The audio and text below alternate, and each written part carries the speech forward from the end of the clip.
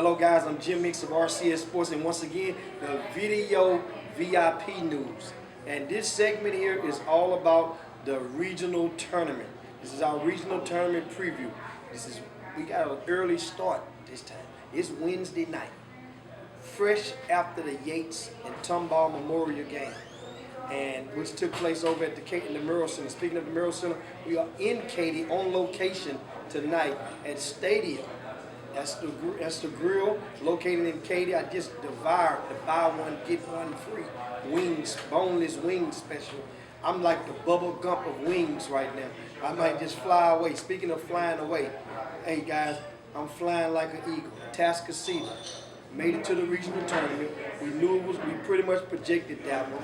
That's like a free space in bingo.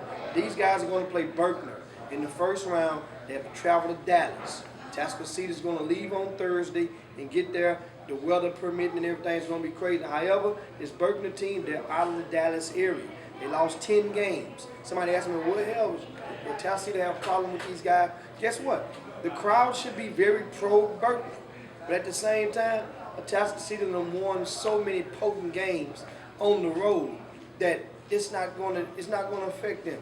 Think about it. They beat DeSoto on a neutral site. They beat Lancaster on a neutral site. Those two are Dallas teams. So why not go for the hat trick and beat this Berkner team? Carson Edwards is doing his thing. My man Paris Marquez, Greg Shedd, all these guys, they getting it done. This team here, it's no reason to believe.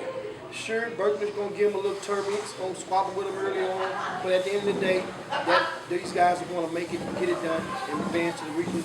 That's Region 2 championship.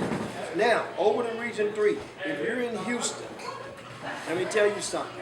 The Campbell Center will be rocking on Friday night.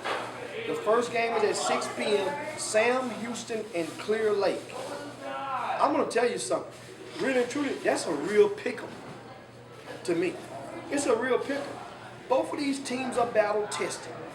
Both of these teams have slayed some giants. Both of these teams have beaten much taller teams, and they're built the same way. However, the Clear Lake guards are a little bit stronger and more experienced than the Sam Houston guards. And these guys, it's not like Sam Houston. I've been showing these guys love ever since back in December. It's really, actually back in November, I started showing Sam Houston love. Clear Lake really didn't get love until you looked around at the Christmas break and they had won 20 games already. And so these guys have been mad, and from day one. So they had a reason to be fueling their fire. That game at 6 o'clock, that's going to be really interesting in regard to that. Following that, it's a doubleheader at the Campbell Center. Side Lakes and Clear Creek. Oh my goodness. If you're in the summer ball mode, it's the Houston Hoops versus the Gulf Coast Blue Chips. And of course, Nick Goff and De'Aaron Fox played part of the Houston Hoops back 17 under EYBL team. And the Gulf Coast Blue Chips, they had my man AJ Sparks, Jared Evans. And so, don't get it twisted.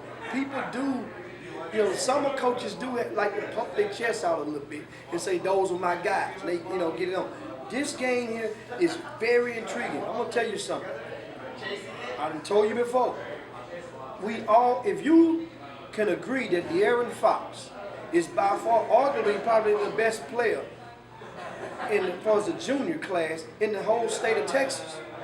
If that be the case, then why would you think De'Aaron Fox should not be able to contain and take care of business against a Clear Creek guard tandem of guards, of which none has a Division I offer?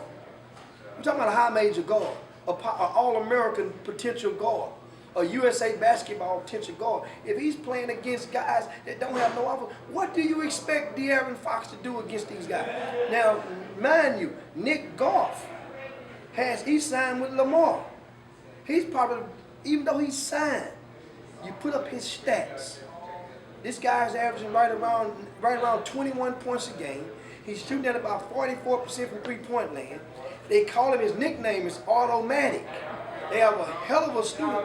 Hey, the battle of the student section is gonna be gigantic. I can't wait to get to the campus. It's gonna really be rocking. And I remember on Twitter just earlier today, De'Aaron Fox reached out to the whole entire Sci-Fair ISD student section. They have 11 schools in the district, something like that. He said, hey, look, what's your hell of an idea? Hey, I know you guys rooted against me some this season. Why not just try to root for Cypress Lakes? We just brothers right now. Root for the school district. Come out and root for us. So basically, he reached out and said, hey, y'all all come just root for me. And now, Clear Lake fans, even though they can't stand Clear Creek, and vice versa, they're going to remain for that second game just to be able to root for the other ones. Some people going to sit there and maybe hate, but for the most part, they're going to root for each other because you know why? They want to play each other in the championship of the regional tournament, which will take place Saturday at 5 o'clock over at the campus, at 2:30 at the campus center. Now, moving on to the 5A. That will take place at the Merrill Center. You have 2 Beaumont ISD schools, and you have 2 HISD schools. I'm going to tell you all about that segment, and we're going to do all that in just on the next batch. That'll be coming up later on. So basically, this is the end of this right now. I took you through all of 6A. Remember, guys, go back, rewind it again, understand what I'm giving you. I'm giving you all the tools to understand. There's no reason in the world for you to miss Friday night and not be in the gym watching these kids, watch this action play. It's going down Friday, regional tournaments. I'll see you guys in a minute.